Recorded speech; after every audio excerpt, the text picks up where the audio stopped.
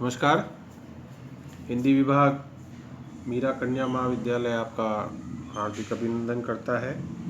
और आज का हमारा वीडियो एमए फाइनल की छात्राओं के लिए है और हम अपने पाठ्यक्रम के सबसे महत्वपूर्ण कवि कबीर पर चर्चा कर रहे हैं। एक ऐसा कवि जिसकी प्रासंगिकता आज 600 साल बाद भी सबसे ज़्यादा अगर किसी हिंदी के कवि की बनी है तो वो हमारे कबीरदास हैं। और जितनी दुनिया में समस्याएं अभी उत्पन्न हो रही है, की जा रही है, उन सब का समाधान यदि हिंदी साहित्य में किसी कवि के पास है तो वह जो है कबीर है। कबीर के कविता के ऊपर जो प्राय चूँकि हमारे प्रश्न पत्र जो होते हैं वो सेट फार्मूले पे होते हैं, तो एक महत्वपूर्ण प्रश्न बनता है, आज हम उसी पर चर्चा करेंगे। वह है कबीर के काव्य का सामाजिक पक्ष, यानी जो कबीर ने कविताएं लिखी है उनका जो सोशल जो पक्ष है वो क्या है। प्रत्येक कवि की कविता के कई आयाम होते हैं, सामाजिक, व्यक्तिगत, धार्मिक, सांस्कृतिक। तो समाज के लिए उसकी उपयोगिता, या यूँ कहें कि कबीर की कविता में जो समाज आया है वो कैसा है, वो बदलना चाहते थे, उस समाज को बेहतर करना चाहते थे, उस समाज की बात अपनी कविता में वो करते हैं। और इस पर प्राय जो प्रश्न बनते हैं वो आप भली भांति परिचित हैं। सबसे महत्वपूर्ण प्रश्न तो इस पर यही बनता है कि कबीर कवि ही नहीं, समाज सुधारक भी थे। अपने शब्दों में इसकी व्याख्या कीजिए, समीक्षा कीजिए, विवेचना कीजिए। तो ये जो समाज सुधारक वाला एक जो शब्द कबीर के साथ पिछले कई परीक्षाओं से जुड़ा हुआ है विश्वविद्यालय की, जैसे कि वो समाज सुधार के लिए ही कविता कर रहे थे, तो एक तो ये प्रश्न बनता है कि कबीर कवि ही नहीं समाज सुधारक थे, या कबीर कवि से बड़े समाज सुधारक थे, या कबीर की कविता बहुत बड़ी समाज को बदलने वाली है। जैसा भी हो, शब्दों का जो भी हेरफेर करे, एक प्रश्न तो इस पर ये बनता है। दूसरा इसी से जुड़ता हुआ प्रश्न बनता है कि कबीर क्रांतिकारी कवि थे, कबीर क्रांतिकारी व्यक्तित्व के धनी थे, कैसे उनकी कविताओं के आधार पर बताइए। कबीर की कविता क्रांतिकारी की कविता है, तो समाज सुधारक होना अपने आप में ही क्रांतिकारी होता है। तो बात तो एक ही हुई, जो क्रांति लाना चाहता है वो समाज को सुधारना ही तो चाहता है। तीसरा, कभी कभी परीक्षक इस तरह से पूछ लेता है कि कबीर की कविता में व्यक्त सामाजिक परिवर्तन या सामाजिक जो आयाम है उनको उद्घाटित कीजिए। कबीर की कविता समाज को जो है दिशा दिखाने वाली कविता है। तो मतलब मेरे कहने का ये मतलब है कि वो किसी भी तरह से सवाल पूछे, मूल जो है उसका मोटिव जो है वह यही पूछना होता है कि कबीर ने अपनी कविता में समाज को लेकर क्या ऐसा कहा है जो आज हमारे काम का है, और जो जिसको हम कह सकते हैं कि हाँ ये सुधारने वाली बात है, या ये जो है वह क्रांति लाने वाली बात है। मूल बात जो है वहीं पर अटकती है कि वो क्या अपनी कविता के द्वारा कहना चाह रहे थे। तो इस प्रश्न के उत्तर को आपको पैटर्न तो आपको पता ही है। पहले 3-4 पंक्तियों में कबीर का परिचय देना है। परिचय मतलब मैं जन्म मरण माता पिता की बात नहीं करता, जो मूल उनसे जुड़ी हुई बात होती है उनको लिखना कि कबीर भक्ति आंदोलन की निर्गुण काव्य धारा के ज्ञानाश्रय शाखा या संत काव्य धारा के सर्वश्रेष्ठ कवि हैं। इस काव्य धारा में निर्गुण ब्रह्म की उपासना की गई। इस काव्य धारा को मानने वाले लोग ईश्वर का वह स्वरूप मानते हैं जो निर्गुण है, निराकार है, जो कण कण में व्याप्त है। कबीर की कविताओं का प्रामाणिक संग्रह बीजक है, जिसके 3 भाग है, साकी शब्द रमेनी। कबीर अपनी कविता में जितने महत्वपूर्ण कवि हैं उतने ही महत्वपूर्ण भक्त हैं, और उतने ही महत्वपूर्ण जो है वो सामाजिक बदलाव को लेकर चलने वाले कवि हैं। इस तरह से आप अपनी लैंग्वेज में बना सकते हैं। ये तो मैं एक फॉर एग्जाम्पल बता रहा हूँ आपको। ऐसा 4 या 5 पंक्तियों में आपके पास हर कवि का एक भूमिका, एक पृष्ठभूमि होनी चाहिए। इसको छोटे प्रश्नों में इस्तेमाल नहीं करना है। जो निबंधात्मक प्रश्न आते हैं उसमें आपको मैं ये चाहता हूँ, हमेशा मुझे लगता है कि कोई भी पेपर हो, चाहे गद्य हो, पद्य हो, चाहे रीतिकाल हो, चाहे भक्तिकाल हो, चाहे निबंध काल, बड़े प्रश्न के उत्तर देने का ढंग यही होता है कि पहले रचनाकार के बारे में हमें 4 से 5 पंक्तियों में बात की जाए, फिर आप उस मूल प्रश्न पे आ जाइए कि वो पूछ क्या रहा है परीक्षक, बड़े सवालों में। छोटों में इतना समय नहीं होता। तो कबीर की एक बहुत प्रसिद्ध पंक्ति है कि दुखिया दास कबीर है, जागे और रोवे, सुखिया सब संसार है, खावे और सोवे। ये उनकी बहुत प्रसिद्ध पंक्ति है। सुखिया सब संसार है, खावे और सोवे, दुखिया दास कबीर है, जागे और रोवे। यानी ये जो दुनिया है, ये सुखी है, स्वस्थ है, जो खाती है और सोती है, अपना रोज का मर्रा का जो काम है, सुबह निकले कहीं पे, कुछ कार्य किया, अपना शाम को वापस आए, खाए पिए और सो गए। क्या दिक्कत है इसमें? दुखिया दास कबीर है, जागे और रोवे। लेकिन कबीर को नींद नहीं आ रही है, वो दुखी है और वो जग रहे हैं और रो रहे हैं। क्यों? उनको क्या दिक्कत है? वो भी अपना जो है कपड़े वपड़े बुने और कपड़े बेच के आए बाजार में, जो वो करते थे, और आकर सो जाते। उनको कहाँ दिक्कत पड़ी है जगने की? यही उनके कविता का सामाजिक पक्ष का कारण है। जो भी मनुष्य समाज की दशा दिशा भविष्य, उसके सपनों को लेकर परेशान होता है, उसको नींद नहीं आती। नींद आती है बेफिक्रों को, नींद आती है जो केवल अपना पेट भरना जानते हैं। नींद उन मनुष्यों को आती है जो समाज की परवाह नहीं करते, या राष्ट्र देश या विश्व कल्याण से उनका कोई लेना देना नहीं होता। वो अपना कमाते, करोड़ों कमाते। मिलावटखोर आप देखते ही हो, कितनी मिलावट करते, आराम से सोते हैं, क्या दिक्कत है? बड़े से बड़े बेईमान घूसखोर बहुत सारे लोग ऐसे हैं, उनको कोई मतलब नहीं समाज से या किसी से। कई ऐसे हमारे लोग होते हैं जो हर तरह का अनैतिक जो है वैसा कार्य करते हैं, लेकिन फिर भी आराम से सोते हैं। कई लोग हैं जो धर्म के नाम पर वास्तविक स्वरूप को आपको नहीं दिखाते, जो कबीर दिखाना चाहते थे, और दूसरी चीज़ प्रदर्शित करते, वो भी आराम से सोते। तो फिर कबीर को नींद क्यों नहीं आती? यही उनकी कविता का समाज सुधारक स्वरूप है, या उसका क्रांतिकारी पक्ष है, या उनके काव्य का सामाजिक पक्ष है।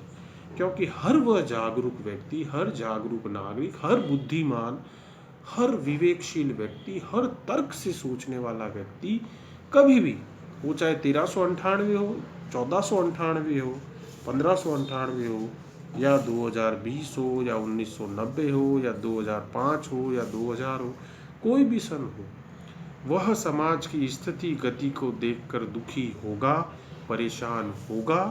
अपने लिए नहीं, हो सकता है उसके अपने के पेट भरने को और सब कुछ चीज़ें होगी, लेकिन दूसरों को देखकर कष्ट उसको होता है। वही तो कवि है, वही तो भक्त है, वही तो मनुष्य जो दूसरों के कष्ट में हो, और वही कबीर है। इसीलिए वो जगते हैं और रोते हैं। वो देखते हैं इस दुनिया में कि क्या कारण है। तो अब उनके रोने का कारण क्या है? असमानता, जिसको उन्होंने खुद ने जुलाहा जाति में जन्म लेके महसूस किया कि जन्म से उनके साथ भेदभाव है, ऊपर नीचे का भाव है। क्यों भाई? जब ईश्वर के सामने सब बराबर है, तो फिर वो कबीर से जुड़े हुए लोगों को क्यों छोटा और बड़ा मानते हैं?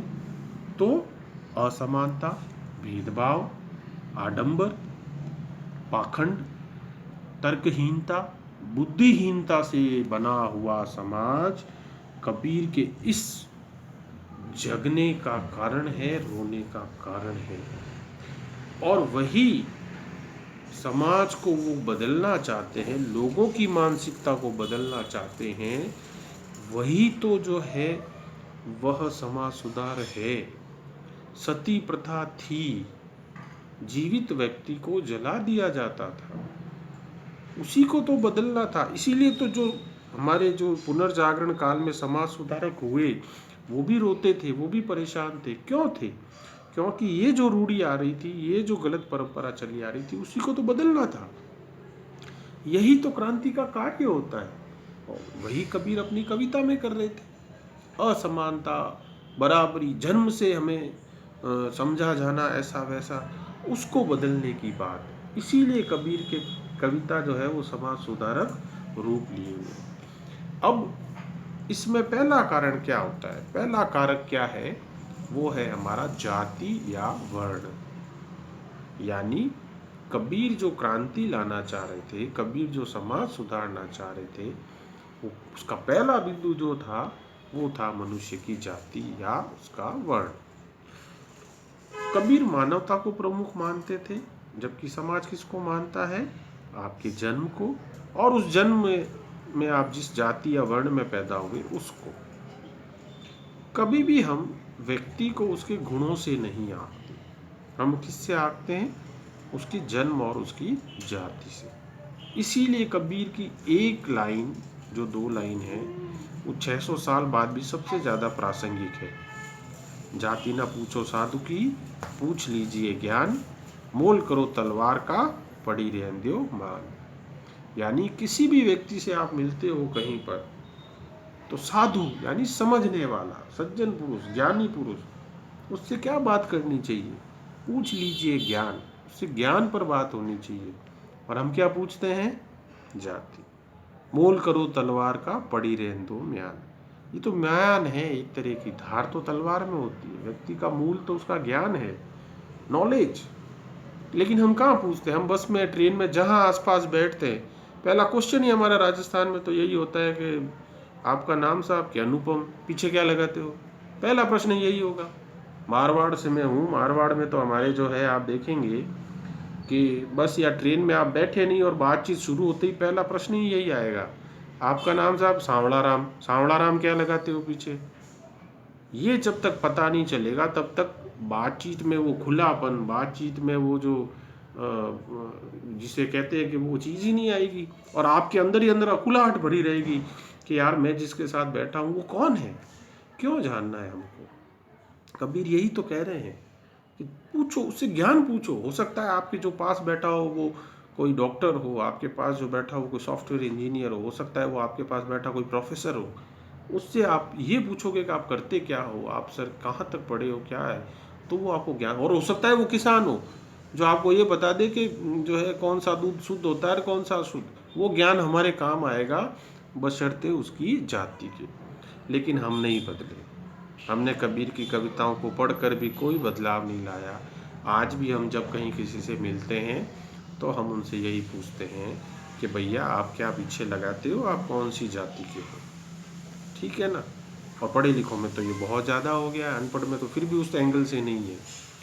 तो यह पीड़ा जो है वो कबीर इसलिए महसूस कर पाए क्योंकि वह उस समाज में पैदा हुए थे जहाँ उस जाति का होना जो है वह एक हीनता, कमजोरी, या जो है एक गौरव बोध से जो है जुड़ा हुआ नहीं माना जाता। उस पीड़ा को कबीर ने भोगा।